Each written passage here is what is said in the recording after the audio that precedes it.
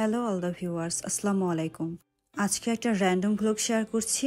আমরা যাচ্ছিলাম ডেন্টিস্টের কাছে, আর যাবার সময় এই অবস্থা ছিল, অনেক জ্যাম ছিল। আব্বু অলরেডি আমাদের জন্য ওয়েট করছিল ওখানে। আমাদের সিরিয়াল সামনের দিকেই ছিল, যাবার পর আর ওয়েট করতে হয়নি। এক করে আমরা আমাদের সমস্যাগুলো জানাচ্ছিলাম, আর এক এক করে প্রত্যেকের টিটি চেক করা হয়েছিল।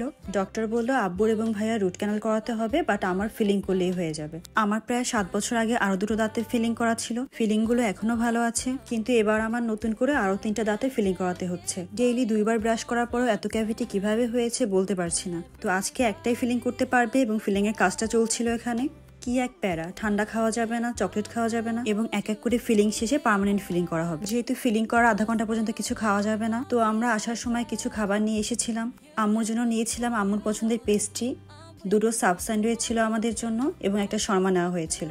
সবাই মিলে খাওয়া শেষ করলাম। দিন একটা এক্সপেরিমেন্ট করেছিলাম আমার সুইট বোনদের সাথে। আমরা কিছু ভিডিও দেখেছিলাম, সেখানে মার্শমেলো রোস্ট করছে, তো আমরা ওটাই ট্রাই করব।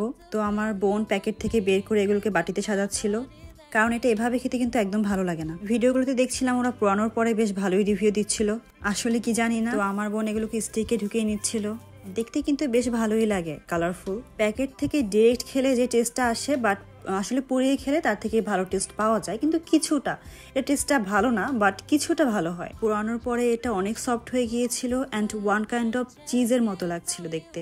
আর এই ছিল আমার ভালোবাসার বেলিচারার কন্ডিশন। তো আজকের র্যান্ডম ভ্লগ এই পর্যন্তই। সবাই ভালো থাকবেন, সুস্থ থাকবেন। আল্লাহ হাফেজ।